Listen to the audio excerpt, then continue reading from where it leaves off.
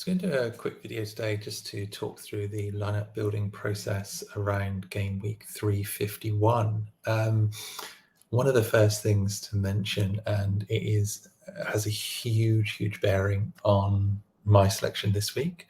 It's not the fixtures for the players that I have, but it's the fixtures for the players that I do not have. Allow me to explain. So this is a little XG chart I run every single week, looking at all of the licensed teams.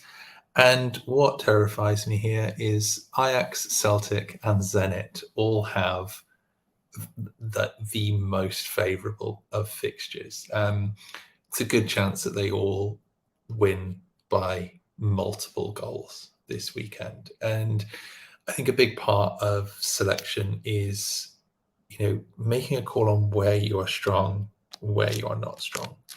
And, this week, global is going to be incredibly competitive when you've got all those teams coming in there, chasing the ETH prizes. And, we've seen no bump in prizes. The prizes are as they were 2 weeks ago before MLS came back online, before K-League came back online. Come to that in a minute. We know Russia doesn't count towards the prize pools because they're technically not licensed anymore, but there's still some managers out there with incredibly high XP cards. And I just think it's a really important thought process this weekend around knowing what you're going to be competing against.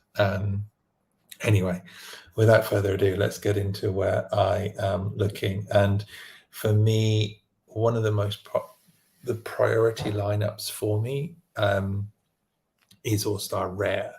So the reason being, and I'll come on to this in a moment ago, is I do have an All-Star Rare Pro team, but I'm taking a big risk on some of the players. So what I've decided to do is focus on All-Star Rare because there's doubts over one of my main super rares. And looking at this team, a couple of new additions, nice little racing stack that I've picked up just before the stream today. I actually think this team has a legitimate chance of challenging. Racing have got a very good fixture. They're facing a team that've only scored 2 goals in 5 games this season. Bakastetas, great fixture at home. That one for me, he's like standout captain choice this week. I think Soleimani and Araujo could also be potential captains, but Soleimani's got a fixture against the inform Charleroi. Coffey's been playing really well, and I'm running him in another team. And Araujo let me down big time last week with that skying of the penalty. So I've decided the Bakastetas is the best of the options, but I do still think that I could end up with a clean sheet and decisives for all the front three here. So that's sort of what swayed it, and sort of saying, okay, well, do I have the strength to really compete this weekend? And I sort of, with this, I'd like to think that this could challenge for one of the top 100 ETH places. I really do. When it comes to Rare Pro, I have decided to go America Rare Pro again. The reason being is that I just don't think that I've got the team to compete this weekend. I've still put in a strong lineup, but there's some risks around certain players that I'll come on to in a moment. So I've really focused on Champion America Rare Pro. We've got the Argentinos Juniors defensive stack that I often run out. That they've got a tough fixture against Tigre. I'm hoping what that does lead to is a lot of defensive AA. Villalba was played in a sort of more unorthodox position last week, which did impact his output. I'm hoping, because they lost that one, that they will sort of revert to what they've known, particularly against Tigre, who are quite a strong attacking team. Going forward, there was a bit of a knock on Zelarayan last weekend against Philadelphia, but Nancy has come out today and said that he is available for this weekend. I'm always a little bit hesitant about MLS news, but I'm gonna have to trust him on this one. We've then got Brunetta, who's been in absolutely incredible form, and Gil. I'm sort of flip-flopping between the two. I may end up captaining Gil, but I think both of them, they've been in really, really great form. I probably do need to respect the pick score here on Gills. Is sort of highlighting how important that home matchup is there against Houston. So I think what, actually, here we go. In the stream, I have decided I am going to be flipping that captain over. Carlos Gil's going to get the nod this week. Next up, we will come to my All-Star Red Pro team, and I can explain a little bit more about my thinking here. You will notice I do have 2 K-League players in here. The last couple of months, I really have been building towards picking up some really, really strong K-League pieces. And it really does disappoint me that we're in the coverage situation that we're in. What we've sort of got here is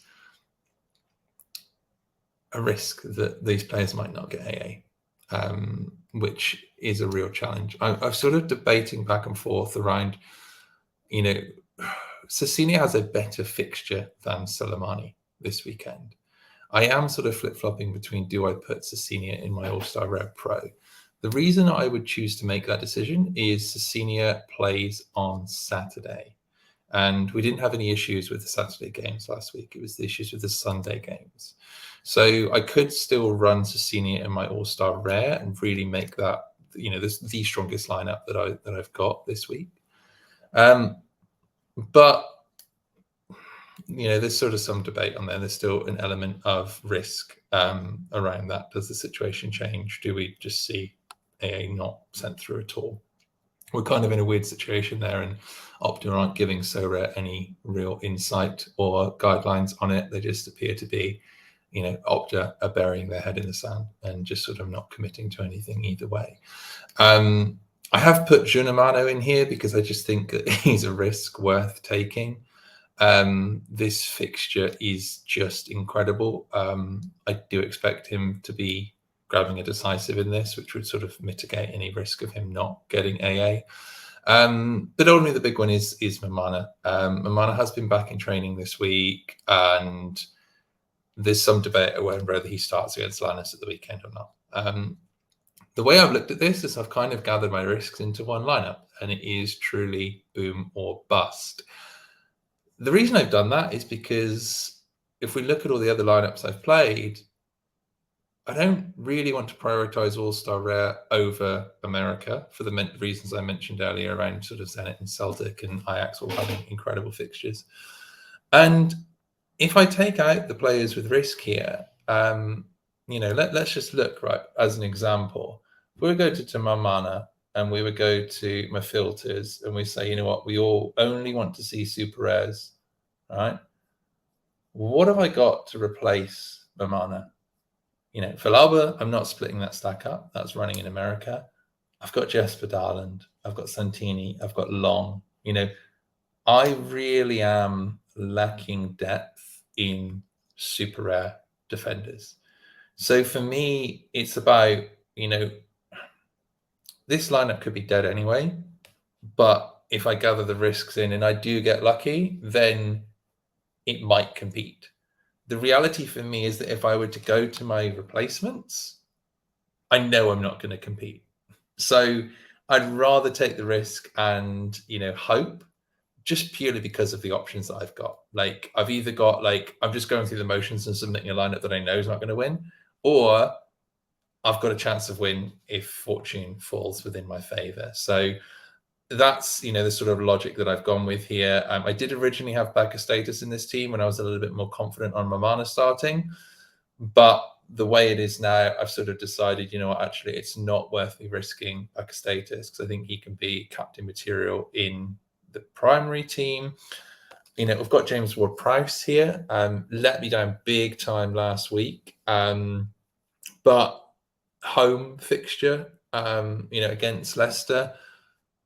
I hope at home they will have more possession and as a result be able to get more AA. But, Southampton have been disappointing. But again, this is the risky lineup with good upside if things fall in my favour.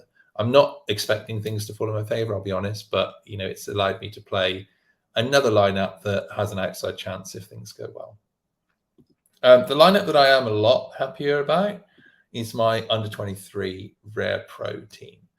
So under 23 Rare Pro has been difficult recently, and I tend to dabble. I'll dip in and out depending on what chances I think I have.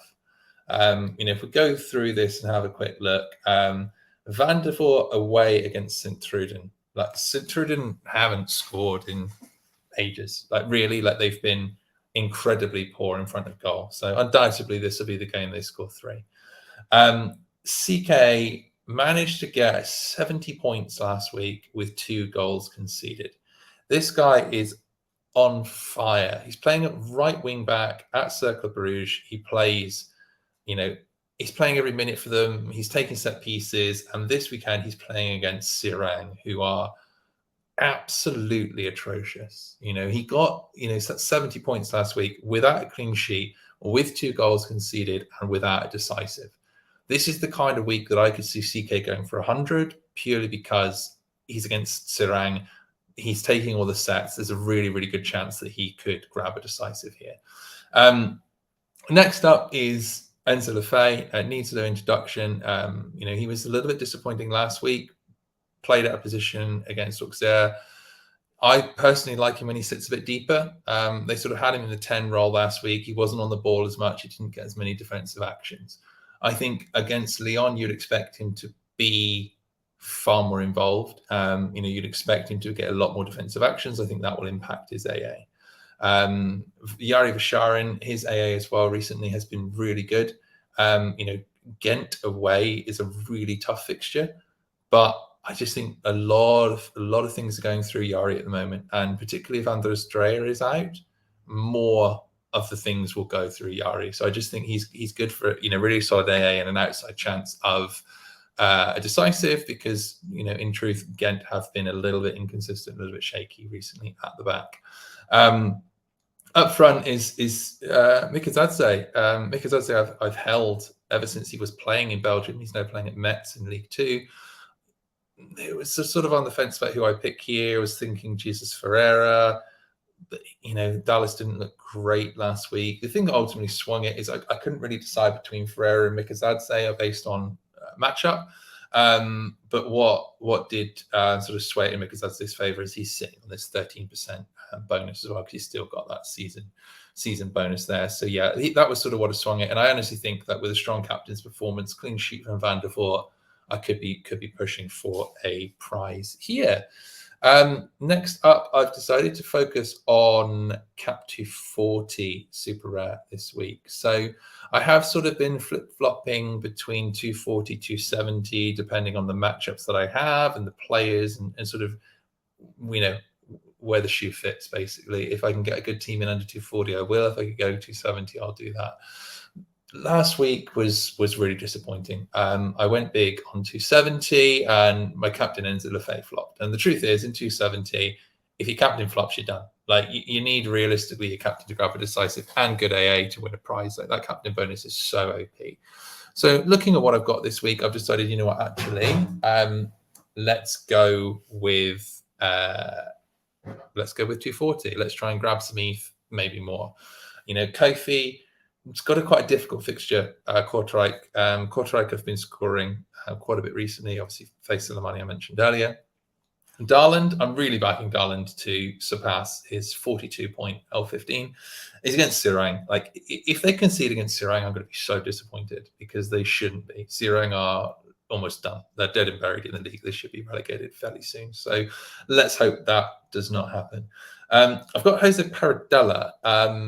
There has been some talk that Santi Simon might make the side this weekend. I'm going to really keep an eye on this right up to the deadline. I think Paradella would play because he's been really good recently. But if I get any indication that Simon's going to get a run out in that place, then I do actually also have Santi Simon, so I can sub him in quite quickly. Next up is Andy Polo. There is a risk of coverage here. The thing that sort of goes in his favor is that he's got a 50-point L15. He's playing against a team at home that you really would expect them to score against. Like Universitario should be winning this one quite comfortably, and actually back Polo to get a decisive. So even if he doesn't get AA, he should exceed that 15, which I'm more than happy with. And last but not least is Yuta Higuchi, who plays for Antlers in Japan. Like he's just a solid pick. He takes sets, he wins duels. Like he had a disappointing start to the season, but I really think that there's potential for him to score well. And I just think that what I'm sort of looking at here is Darlin to really far exceed that cap. Paradella to exceed the cap, Polo to exceed the cap. Like those are the sort of players that I'm banking on to really push me, past that 250 points and to claim that ETH threshold. And last but not least for this stream is my Champion America rare side.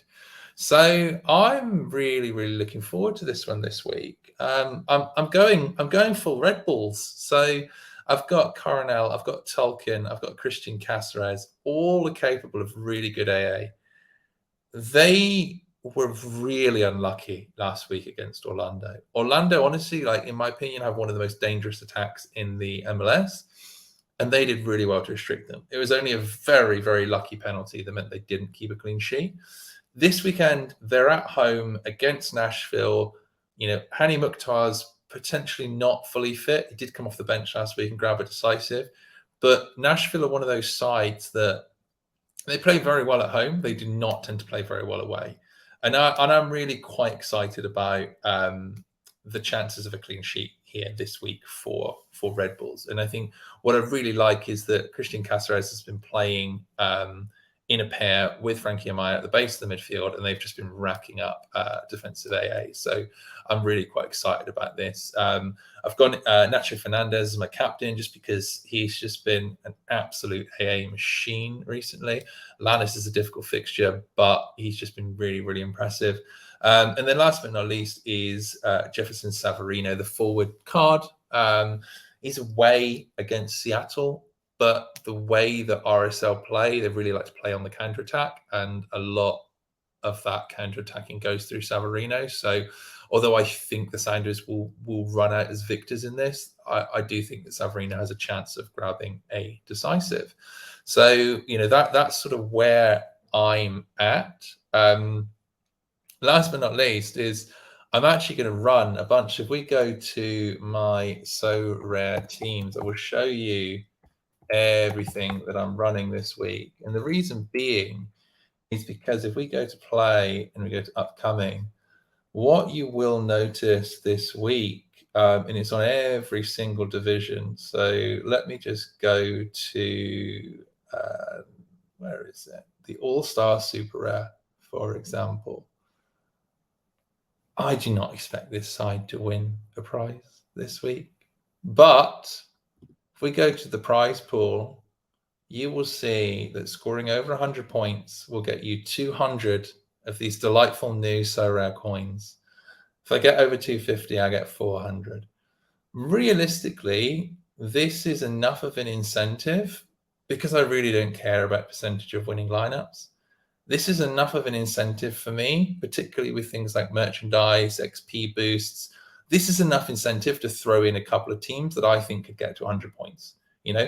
Long Bush isn't going to start. Long might start. Leglet should start. Day one will start. Patania probably starts. So 3 starters there. I'm realistically backing 3 starters to get me over 100 points with a captain bonus. That will get me 200 coins. If you look at where we go, let's sort of go down to All-Star Limited. To get 200 coins in Limited, you have to go over 350 points. So for me, it really makes sense to be filling in these lineups just to get extra of these coins. Although we don't know what we can win yet, I just think it's sensible to try and grab them. So if you look here, what I've done, Challenger Europe Rare, I think is a good side. Challenger Europe Rare Pro is not a good side, right? Tepe is not going to play. Janssens might or might not play. Hotic won't start, probably comes off the bench. Gedson plays, Raskin plays. Can I get those lot over 100 points? Possibly. Is it worth the risk? Yes. What have I got to lose? Nothing. my percentage of winning lineups reduces slightly. Honestly, who cares? I've thrown in a second division Europe side. Again, goalkeeper doesn't start. These two will start. Ogada will start. De La Fuente might come off the bench. There's another one that I threw in as well. Oh, yeah, it's the All-Star Super Rare. It just for makes sense. Cap 220 Super Rare. Like, you will get these so rare coins in every single division. And if we look at the home, I think we have to go achievements and then into club shop. How to earn coins. They've got here we go. So if you look at redeem coins for rewards, skins, not really that fast. Boosts, improve the experience points of your cards. Yes, absolutely, I'm interested in that. Tickets and merch, absolutely, I'm interested in that. So for me, throwing in a couple of extra lineups that help me grab a few more coins, I think this week is well worth it. Thank you ever so much for tuning in. Hopefully you found that insightful. See you next time.